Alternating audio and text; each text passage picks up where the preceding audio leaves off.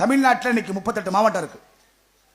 இந்த 38 மாவட்டத்தில் இல்லாத பெருமை நீங்க வாழக்கூடிய இந்த ராமநாதபுரம் மாவட்டத்தில் எக்கச்சக்கமா அற்புதமா அடங்கி இருக்கு. இதத்தான் அற்புதமா சொன்ன தென்னாடுடைய சிவனை போற்றி எந்நாட்டவருக்கும் இறைவா போற்றின அப்படின்னா என்ன அர்த்தம்? உங்க ஊர்ல மட்டும்தான் சிவன் இருக்கிறான்னு அர்த்தமா? அது இல்ல. சொல்றான் பார், இந்த இந்தியாவில் 12 மரகத லிங்கம் இருக்கு. கேட்டுக்கங்கய்யா, 12 மரகத லிங்கம் இருக்கு. இதுல 11 மரகத லிங்கம் இருக்கிறது வடநாட்டில் தான்.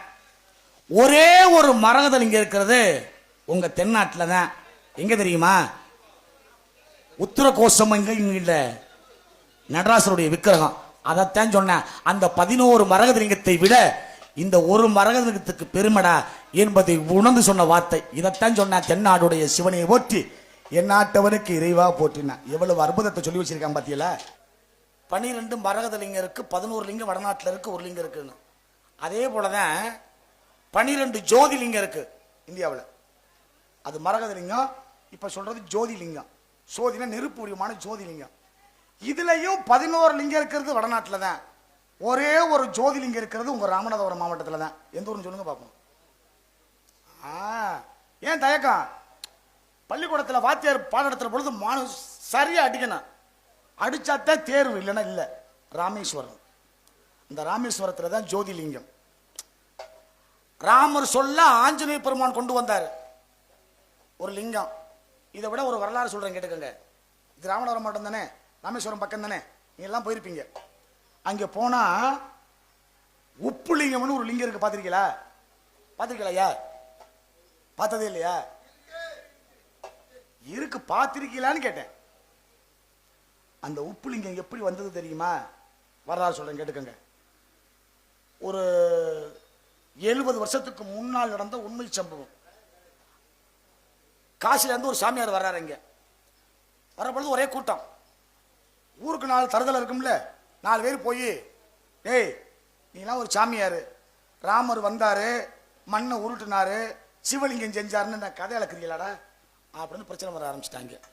அப்ப அவர் சிரிச்சுக்கிட்டே சொன்னாரு, இதெல்லாம் இறைவன். என்னடா மண்ணை உருட்டுனா லிங்கம் வந்துருமா? சந்தேகம் கேட்டேன்.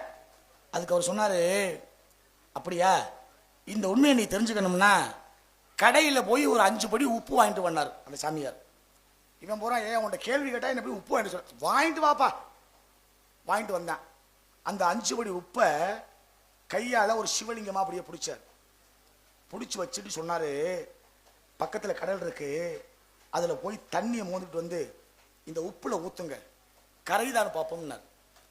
தண்ணி ஊத்துனா உப்பு கரையணும்ல, குடமா கொண்டு வந்து ஊத்துறான், கரையல. லிங்கம் அப்படியே இருக்கு.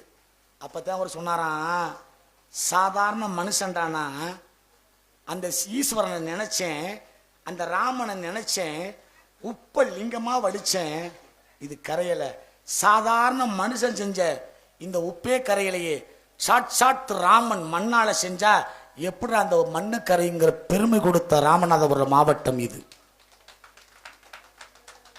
போனா பார்க்கணும் உப்புலிங்கம் எங்க இருக்கு. இப்ப சொல்றேன், கேட்டுக்கங்க. சிவனை கும்பிடுறீங்கல்ல, கும்பிட்ட உடனே இந்த மூளையில வந்து பாத்தீங்கன்னா இவ்வளவு உயரத்தை இருக்கும், அது உப்பு. அவசியமா பார்க்கணும், போனா பார்க்கணும். சரியா? ஆமா, இவ்வளவு சிறப்பு வாய்ந்தது நம்ம மண்ணோட மகிமை.